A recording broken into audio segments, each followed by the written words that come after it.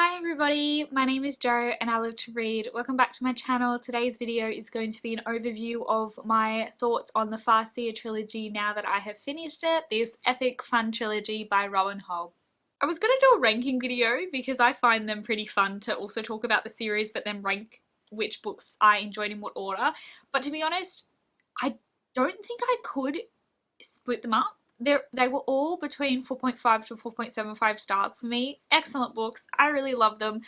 I don't want to choose between my favorites, so we're just going to do an overall chat, review, my thoughts on the series instead of a ranking video. I'm thinking one day when I finish the entire realm of the Elderlings that I might do a ranking and rank my favorite trilogies on top of each other. Hopefully there'll be enough that I will be able to do that and there'll be enough distinctions that I'll be able to do that. So let's look forward to that video in the next 5 years. Or maybe less. I'm having a great time. I can't wait for the next book to come in the mail. I am going to be reading The Mad Ship? Is that what it's called? Or the Ship of... Oh no, Ship of Magic. I keep getting it wrong. I keep thinking of everyone but Ship of Magic. But I'm going to be reading the first in the Live Ship Trader series before the end of the year, and I'm really excited. This is also going to be full of spoilers. I am not very good at doing these kinds of videos without talking in spoilers. I mainly enjoy them to talk spoilers, so if you haven't read it or you just don't want to get spoiled for it, I'll see you guys in my next video. Thanks for clicking on this anyways. But just so you know as well, I'm not going to be spoiling anything in anything but the Farseer trilogy because I haven't read the rest.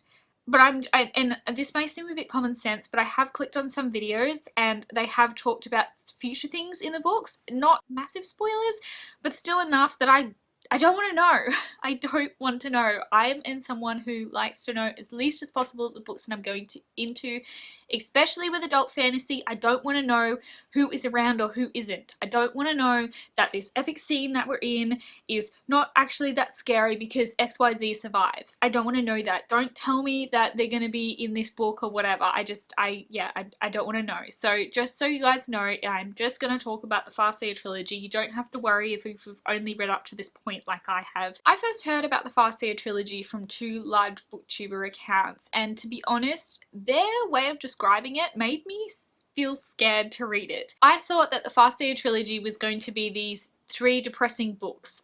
I wasn't keen to read them at all. I wouldn't have bought this series myself. However, I did get a copy for my birthday. Obviously, I have somehow gained a copy because I've read it. I got it off a friend in about 2009, I think, and I ended up reading it at the end of 2010. So it's pretty good for my standards back then. I loved the first book enough that I continued on with the series and read the last 2 within 6 months of each other. And although Robin Hobb likes to throw rocks and sticks and boulders at her characters, I don't think that she does it in a depressing way. I have read some books that are just horribly depressing, but I think it's to do with the way that they are written as well. There's a lot of warmth and friendship and fun moments and triumphs from against the enemy in Robin Hobb's books in this Farseer trilogy that it was enough for me to not feel depressed and sad and wanting to DNF it. Fitz had a bloody hard life and he absolutely knew it. But within that, as horrible as it was, it also showed me the depth of his loyalty to his king, who was shrewd at one point, but then later mainly became Verity.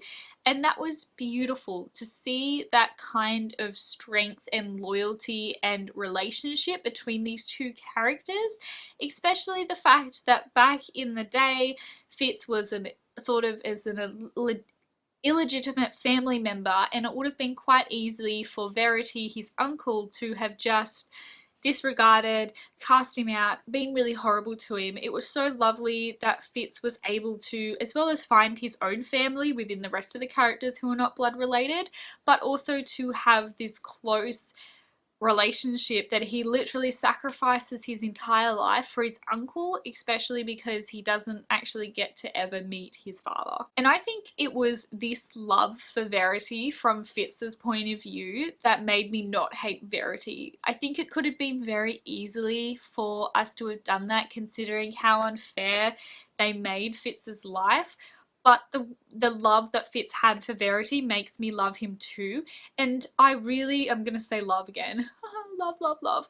I really love and appreciate Robin Hobb's writing in that she showed from the perspective of, not actually from the perspective, but she showed Verity and Katrikan as rulers exactly how hard it is to be a ruler and how many sacrifices may need to be made. Those two poor people got dealt a horrendous period in time to have to be rulers and make some hard choices. Otherwise, I would have loved to have seen what they could have done, particularly Katrikan. I would have loved to have seen what her and Verity could have done to prosper and to advance the Six Duchies had they not have to worry about the red ships and Regal. Imagine what they could have done, all the education and the betterment and the living conditions and everything that they could have done for their people had they been allowed to do it and not be distracted by all these other things. But I guess it also makes me pretty appreciative of having those rulers during these hard times, because can you imagine having a ruler like Regal during these hard times? I mean, we do get to see it in this last book. We get to see it, and it is horrible. Complete abandonment of his people on the coast. But it's also good in that respect because it allowed other characters like Patience to shine, and to a certain extent Fitz would have shone. He shines a little bit towards the end of the second book with the support that he gets around him from the other nobility, even though it wasn't actualized because of events like him getting thrown in jail and dying, aside, but then coming back and surviving because of the wit bond. I also really love this trilogy and Robin Hobb, though I'm curious to see how she does this in the future trilogies. But I love her bittersweet endings. I love that they are real, because they are real and because that is life, and it is horrible, but it is true, and it makes things feel satisfying. It tugs on my heartstrings. Because I honestly think, aside from Verity's come to me command, if that hadn't have happened and Fitz knew that Molly was pregnant, I think he would have gone and lived with her. And as much as I'm really sad that he wasn't able to do that, I appreciate Robin Hobb for giving us a bittersweet ending. I love the characters. They felt so real to me. It made me really sad in the last book that we didn't get to spend hardly any time with Patience and Shade. Made up a little bit that we got to see Burrich's new life with Molly, but I miss them so much. It was kind of made up for the fact that we were so close with the rest of the characters. Even if the times were not so fun that we spent with them, they were really interesting. There was of course the old mentor trope being used, first with Shade and then Kettle at the end.